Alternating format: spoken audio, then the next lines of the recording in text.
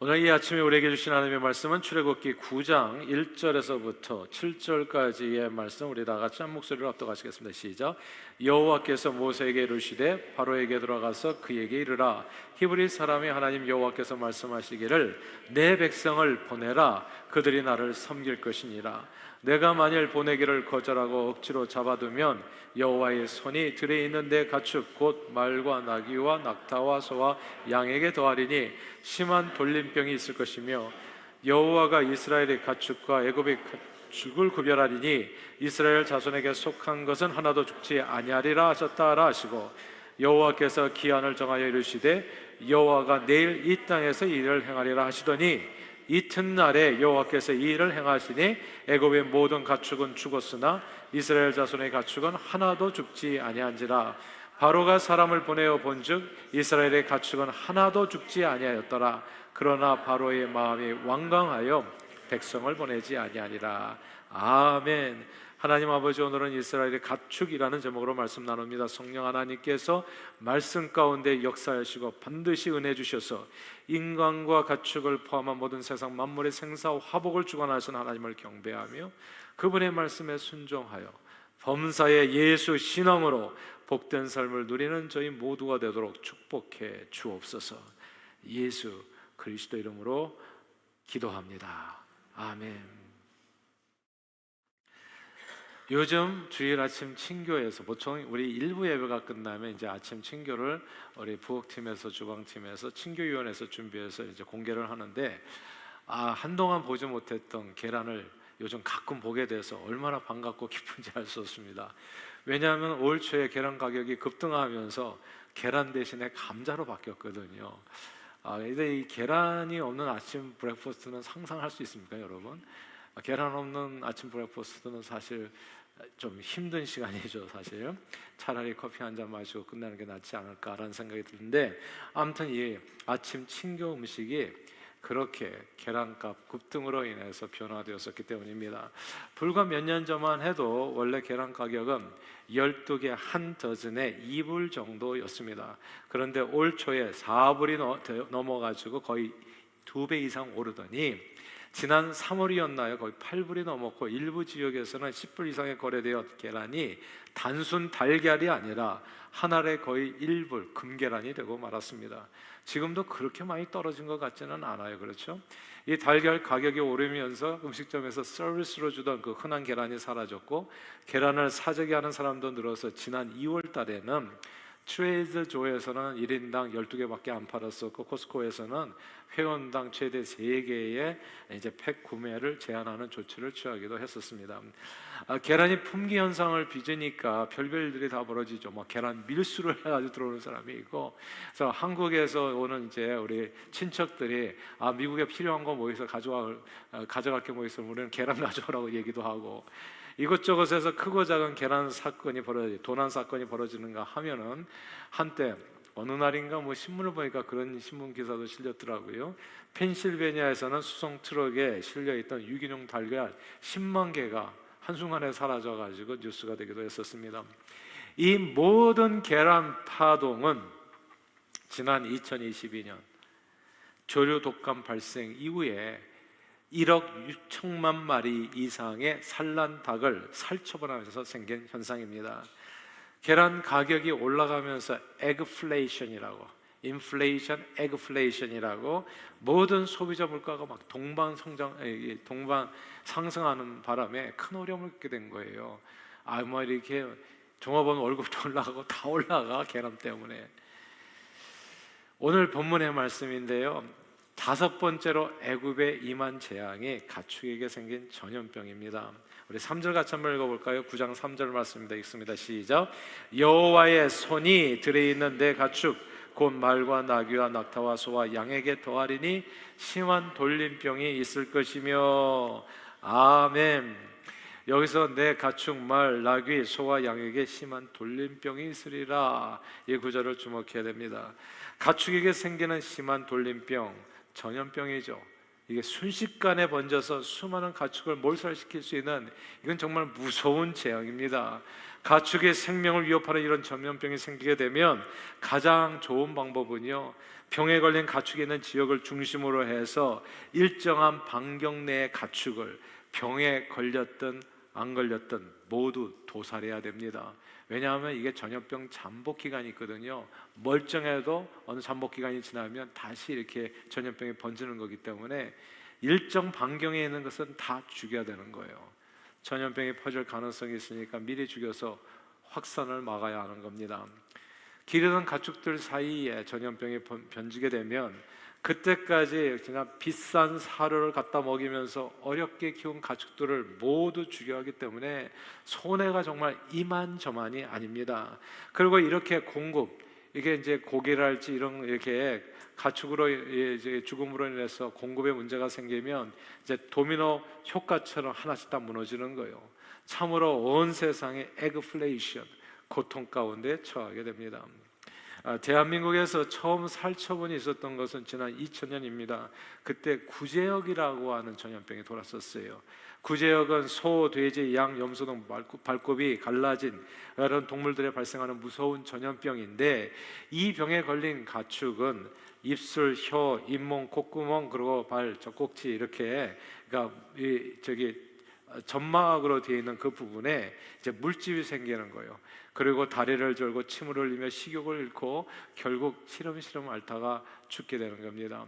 그래서 구제역 바이러스는 근데 이게 너무나 전염이 빠른 거예요. 호흡을 통해서도 소화기관을 통해서 또 교미 그리고 배설물을 통해서 옮겨지고 심지어 바람을 타고도 이 구제역 전염병이 옮겨진다는 거죠. 그래서 수십 킬로를 이동해 가지고 사람의 옷이나 또 신발에 붙어서도 또 전염되기 때문에 감염된 사람의 호흡이나 재채기를 통해서 전염되는 거예요.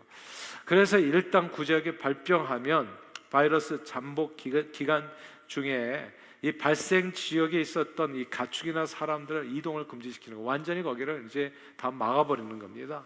그리고 구제역이 발병한 일정 반경에 있는 모든 가축들은 다 살처분하는 거예요. 수천 마리가 한꺼번에 다 그냥 생매장 당하는 겁니다. 이렇게 구제역이 발생해 처음 살처분을 했던 지난 2000년 3월부터 오늘날까지 2025년 오늘날까지 각종 가축 전염병으로 인해 이게 돼지열병도 있었고 또 조류독감 등등의 이런 각종 가축 전염병으로 인해서 살처분된 소와 돼지, 닭, 오리 등의 가축들의 숫자는 한국에서만 약 13억 6천만 마리가 넘는 겁니다. 가축 전염병 얼마나 무서워요. 이렇게 무서운데 그런 가축 전염병이 오늘 이렇게 애굽 땅에 내린 겁니다. 그리고 지금부터 수천 년 전의 애굽인들은 오늘날처럼 철저한 방역을 하지 못했어요. 한두 마리가 시름시름 앓다가 죽어가는데 이게 왜 죽는지를 몰라. 또 어느 순간 보니까 그냥 우리의 갇혀 있는 가축들이 다 전염이 된 거예요. 하루아침에 다 죽어버린 겁니다. 애굽의 모든 가축이 전염병으로 다 죽었어요. 가축을 통해서 고기와 우유를 얻고 소와 말, 나귀 등은 또 운송수단도 되고 노동수단도 되잖아요. 예전에 다 소로 이렇게 밥 갈고 그랬었잖아요. 소의 힘으로 얻는 게 많았잖아요. 그런 모든 유익이 한순간에 다 사라진 거예요. 여러분 자동차 없는 세상을 꿈꿀 수 있습니까? 말이나 닭이나 이게 자동차거든요. 자동차가 다 한 대도 없어져 버린 거예요. 그러니까 어디에서 어디 가는 게 이제는 천리길이 돼버린 거, 만리길이 돼버린 거. 갈 수도 없어. 예전에는 금방 갔었는데 이제 애굽인들은 모두 강제적으로 채식주의자들이 돼버렸고 힘쓰는 가축들이 다 죽어버렸으니까 힘든 일은 할 수도 없는 거예요. 이제는 이 가축들이 전염병으로 죽음으로 말미암아 생긴 그 경제 파급 효과는 상상할 수 없이 너무나 크고도 무섭고 고통스러웠던 겁니다. 그런데 참으로 놀랍게도 애굽의 모든 가축은 다 죽었는데 이스라엘의 가축은 한 마리도 안 죽은 거예요. 오늘 본문에 나오잖아요. 9장 6절 한번 읽어볼까요? 9장 6절입니다. 시작. 이튿날에 여호와께서 이 일을 행하시니 애굽의 모든 가축은 죽었으나 이스라엘 자손의 가축은 하나도 죽지 아니한지라. 아멘. 아멘. 이스라엘 가축은 하나도 안 죽었어. 다 죽었는데 아마도 애굽 가축은 죽고 이스라엘 자손의 가축은 살아남을 수 있었던 이유 중 하나가 이 애굽인과 이스라엘 자손이 서로 부정하게 앉아서 함께 자리도 앉지도 안 하고, 이거 창세기에 나오는 얘기거든요. 요셉이 이제 애굽인들하고 상을 따로 차리고 서로를 부정하게 여겨가지고 같이 앉아서 밥도 안 먹었기 때문에 이게 전염이 잘 안 되는 거죠. 그리고 사는 곳도 달랐거든요. 이스라엘 백성 모두 애굽 본토에서 떨어진 나일강의 북동쪽에 살았어요. 고센 땅이라고 하는 곳에.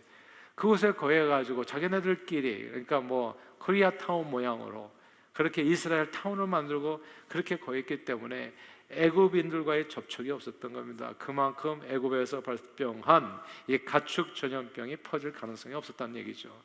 자, 하나님께서, 이게 다 하나님의 디자인한 일인데, 하나님께서는 이스라엘 백성들이 사는 땅, 그리고 애굽 사람들이 사는 곳 이렇게 구분해 놓고, 이 분리가 뭐예요? 이게 separation, 이것이 holiness이기도 하거든요. 하나님께서는 거룩한 백성을 세상으로부터 분리놓고 그리고 심판을 하신 겁니다. 하나님의 백성은 철저히 지켜주시고 하나님이 어떤 분인지 알면서도 그분의 말씀에 순종하지 않았던 완고한 애굽왕 바로와 오만한 그의 백성을 심판하셨습니다. 그들이 기르던 가축들이 전염병을 내리셔서 그 가축들을 다 죽이신 거예요. 우리는 여기서 말씀에 불순종하고 완악한 자들에게 임하는 재앙이 사람에게만 임하는 것이 아니라는 점을 주목할 필요가 있습니다. 사람에게만 임하는 것이 아니에요. 사람과 함께하는 모든 것이 임하는데 가축에게도 임한다는 이 사실을 참 주목해야 돼요. 지난 2024년 1월 9일이었나요? 대한민국에서 개 식용 금지 법안이 통과됐습니다. 그리고 3년간의 유예 기간을 거쳐서 2027년 2월 7일부터 이제 이 법이 시행되는데, 이 법 시행 이후에는 식용을 목적으로 하는 개 사육 그리고 도살, 유통, 판매 등을 하는 경우에 그 대상자는 최대 3년 이하의 징역 또는 3천만 원 이하의 벌금에 처해질 수 있습니다. 한국 사회가 정말 많이 변했고 변해가고 있어요. 정말 많이 변했어요. 법 통과 이전부터 조금씩 오랜 세월 성업 중이었던 보신탕집이 한둘 없어지기 시작하더라고요. 작년 제가 이맘때 한국 갔었나요? 보니까 정말 그 많던 보신탕집을 이제 찾을 길이 없어요. 다 문을 닫았더라고요, 거의. 대신에 집에서 기르던 그 개와 고양이 등 동물들의 이 위상이 정말 높아졌어요. 달라졌어요. 이제 과거에는 뭐 애완견 이렇게 불렀었잖아요. 이제는 애완견이라고 부르는 사람이 없더라고요. 애완견은 이제 애완동물, 펫, 이건 장난감이라는 뜻이잖아요, 사실. 근데 개와 고양이가 더 이상 장난감이 아니에요.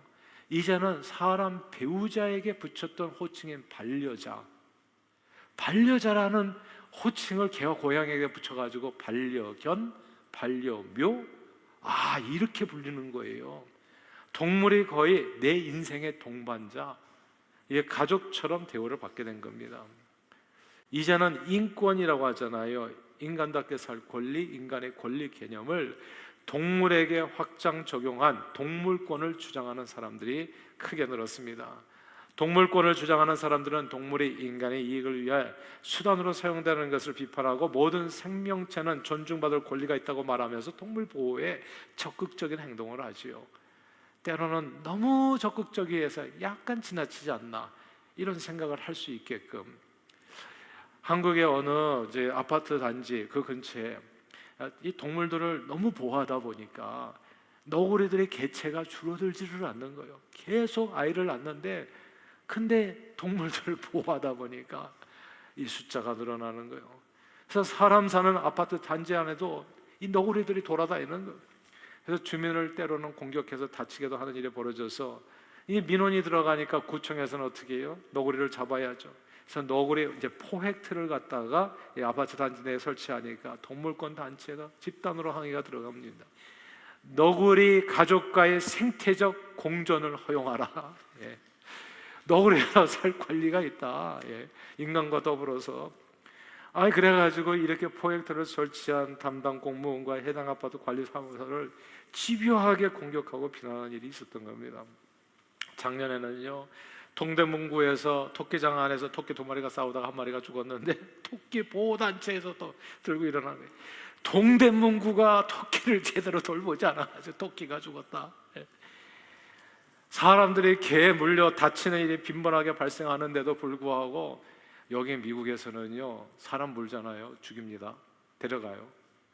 그냥 무조건 신경하면 경찰이 데려갑니다. 그래서 애완견 잘 돌보셔야 돼. 예, 애완견이 아니라 I'm sorry. 말을 조심해야 되더라고요. 요즘은 목사님 무슨 애완견이냐고. 예. 이 패션 얘기. 일부 예배 때도 조심했어요. 조심해야 돼요. 예. 반려견이죠, 반려견. 동물권 단체에서 큰 개의 입에 입막에 착용을 의무화하자는 사나운 개들 많거든요. 진짜 물면. 근데 이런 정부 방침에 뭐 집단으로 반발하는 그런 집회를 여는 겁니다. 제가 엊그저께 이제 어느 분 만나가지고 내가 깜짝 놀랐어요. 우리 교회 교인이 아니에요, 참고로. 아침 우연히 만나서 이제 식사를 하게 됐는데, 제가 깜짝 놀랐어요. 그분이 이제 이렇게 부부끼리 이렇게 만나서 자기 부인을 앞에다 두시고, 그리고 이제 같이 얘기를 하시는데, 자기는 자기 집에서 키우는 그 강아지가 너무너무 이쁘다는 거예요. 자식 다 필요 없다는 거예요. 부인을 앞에다 두고 아무도 필요 없다는 거예요. 걔만 있으면 된다고. 그래서 너무 깜짝 놀랐어요. 근데 물론 이제 농담으로 하셨겠지만 가만 보니까 농담만은 아닌 것 같다는 생각이 들어요. 정말 그분은 강아지 얘기를 하면 그렇게 행복하세요. 그냥 얼굴에 사람 얘기하면 인상 쓰는데 강아지 얘기만 하면 확 펴져요. 우리 강아지, 우리 강아지. 요즘은 동물권이 때로 인권 위에 있지 않나, 그런 헷갈리는 순간들이 정말 많아요. 아무튼 세상을 다녀보면 사람들이 사는 수준에 따라서 함께 사는 동물들의 신세도 천지 차이로 달라진다는 것을 알게 됩니다. 정말 선교를 진짜 다 다녀보셔야 돼요. 세상 다른 동물들은 어떻게 사는지 한번 보시는 게 좋을 것 같아요. 가난해서 사람 먹고 살기도 힘든 나라들은 대개 동물권이 없어요. 형편이 어려운 선교지에 가면요, 흙 문제를 잔뜩 뒤집어쓰고 온몸에 상처투성인 빼짝 마른 개와 고양이가 그냥 거리를 돌아다닙니다. 그러나 잘 사는 나라 동물들은 사람들에게 애완견도 아니라 반려자가 되어서 반려묘가 돼서 사람들이 입을 옷을 봄, 여름, 가을, 겨울 사철로 갈아입고 비싸고 영양가 많은 음식을 먹고, 어느 날 가격을 물어보니까 그 개 밥이 내 음식보다도 더 비싸. 이거 어떻게 되는 거야? 그리고 사람들이 끄는 유모차를 타고 다니잖아요. 제가 깜짝 놀랐어요. 저기 오버백에 한 번을 걷다가 유모차를 끌고 다녀가지고 얼마나 이쁜 아이가 있나 하고 이렇게 싹 보니까 웬 강아지가 그 아래서 선글라스 끼고 있는 거예요. 와, 내가 심장이 뛰더라고요. 심장이요. 그 이상도 있어요. 이건 뭐 놀랄 일도 아니에요. 어떤 반려동물은 자식에게도 물려주지 않은 유산을, 요즘은 주인이 아니더라고요. 예전에는 주인이라고 그랬거든요. 개 주인, 뭐 고양이 주인, 주인이 아니에요. 주인이 반려자예요. 반려자. 사람 반려자로부터 유산을 상속받아 죽을 때까지 그 개와 고양이가 온갖 호사를 누리며 살다 갑니다. 옛날에 여자 팔자는 뒤홍복 팔자라고 했는데 요즘은 이제 그런 팔자는 없고요. 이제 강아지 팔자가 뒤홍복 팔자가 된 것 같아요. 사람들이 사는 형편에 따라서, 그와 함께 사는 사람들이 사는 형편에 따라서 그 사람들과 함께 사는 동물들의 생사화복도 정말 크게 달라지기 때문입니다. 사람이요, 하나님께 범죄하여 가난하고 고통스럽게 그리고 박복하게 살잖아요. 사람이. 그러면 그렇게 살면 그 사람과 함께하는 가축들도 정말 덩달아 박복한 강아지, 고양이의 인생을 살아가게 됩니다. 노아 홍수 시대에 사람들의 범죄로 인해서 홍수 심판이라는 재앙이 임하니까 노아 방주에 들어간 짐승들 외에는요, 죄인들과 함께한 모든 동물들이 그 사람들과 함께 다 죽었습니다. 사울왕 시절에 하나님께서는 아말렉 족속을 범죄를 심판하시면서 그들이 소유한 모든 가축들도 모조리 다 살처분하라고 명령하셨습니다. 사람이 하나님께 범죄하여 죄의 대가를 치르게 되면 사람과 함께하는 모든 것들이 다 부정하게 되어 고통을 받고 사망에 이르게 됩니다. 이 얘기가 뭘 얘기해 준다고 생각하세요? 정말 중요한 건 여러분 자신입니다. 여러분에게 속해 있는 뭐 강아지든지 사람이든지 어떤 소유든지 이게 잘 되기를 정말 원하신다면 예수 잘 믿어야 된다는 이야기예요. 창세기 3장에 이런 말씀 나오잖아요. 아담과 하와가 선악과를 따먹고 하나님께 범죄하니까 저들과 함께 있었던 뱀이 저주를 받습니다. 사실 뱀이 아니라 뱀을 통해서 사단이 역사한 거잖아요. 근데 이 뱀이 사람이 범죄하니까 뱀이 저주를 받더라고요. 만약에 아담과 하와가 그 시험을 안 받고 말씀으로 이겼다면 뱀도 괜찮았을 거예요, 지금까지. 근데 뱀이 저주를 받더라고.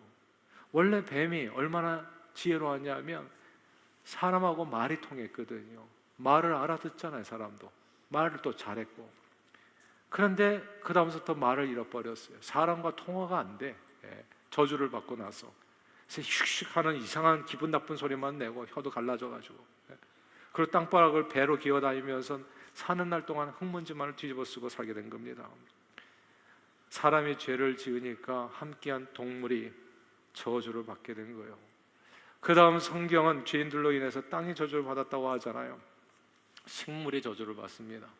가시덤불과 엉겅퀴가 나기 시작하는 거예요. 식물이, 그런 식물들이 원래는 없었던 거거든요.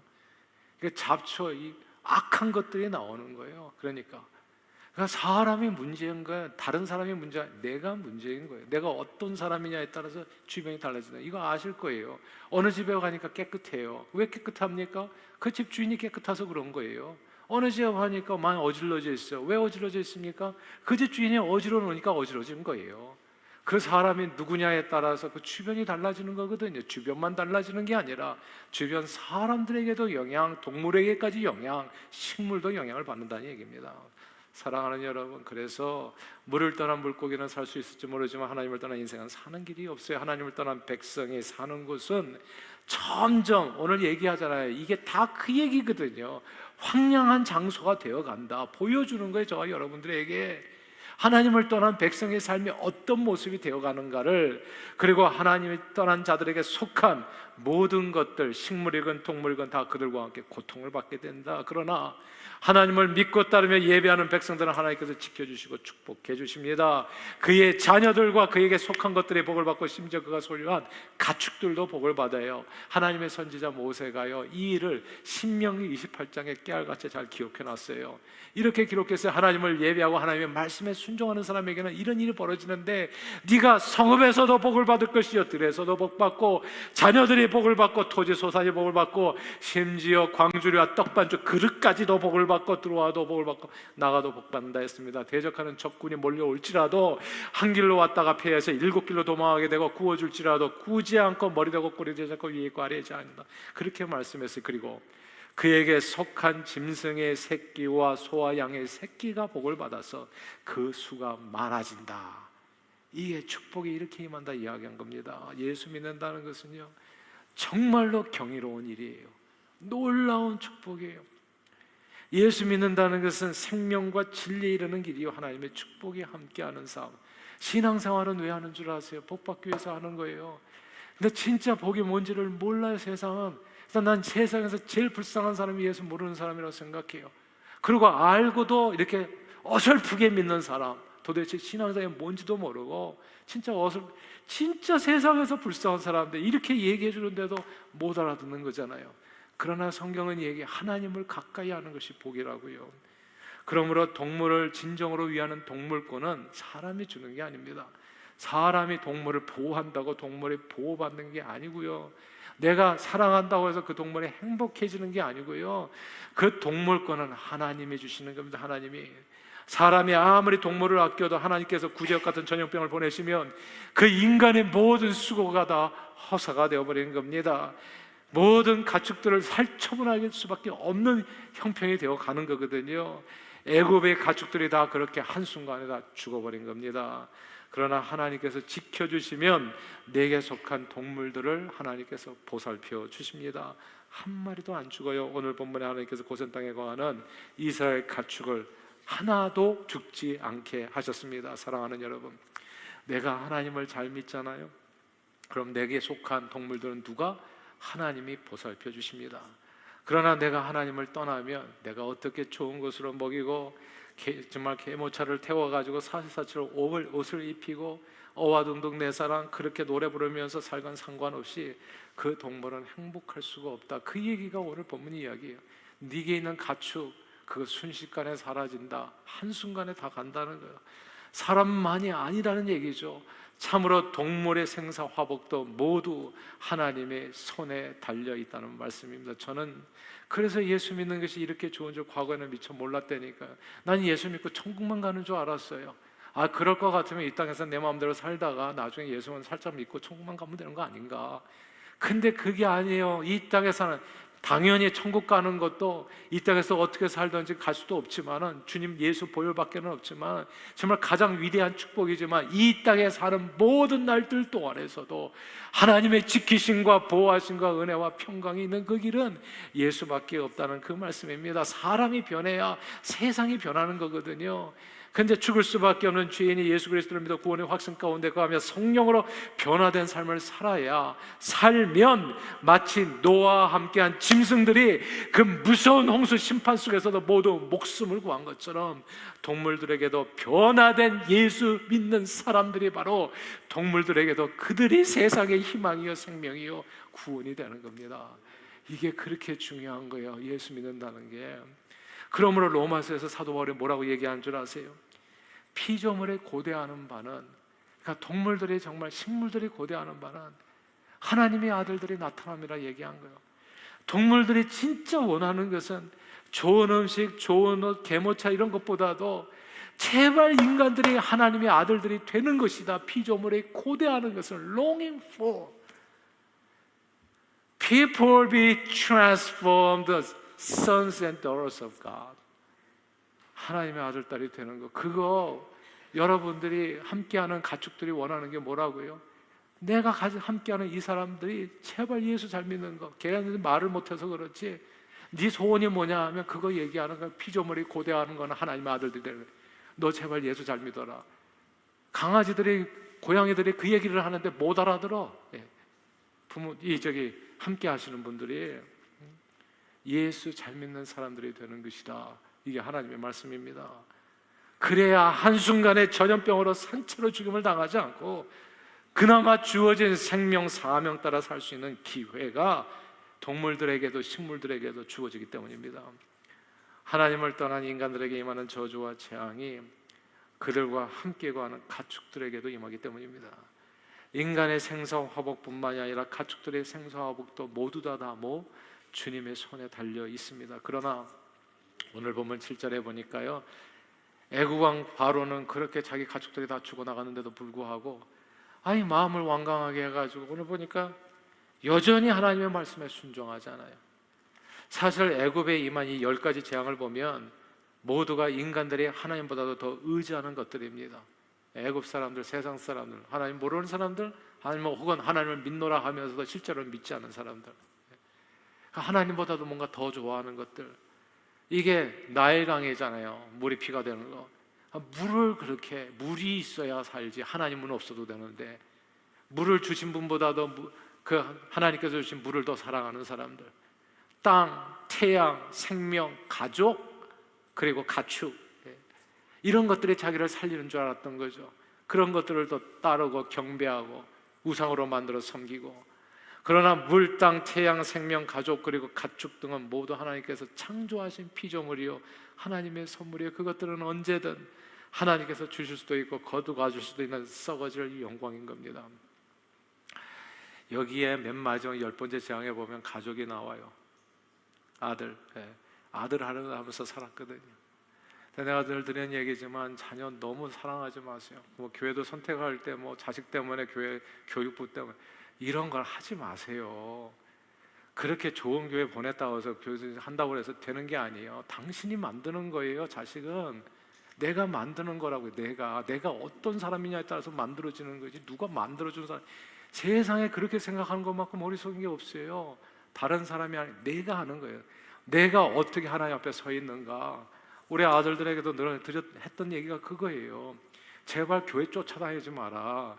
네가 하나님 앞에 바로 서면 그곳이 하나님의 임재가 가는 베델이 된다. 하나님의 성전이 된다. 돌베개 베고 자면서 주님 만나가지고 간구했을 때 바로 그곳이 성전이 되는 것이다.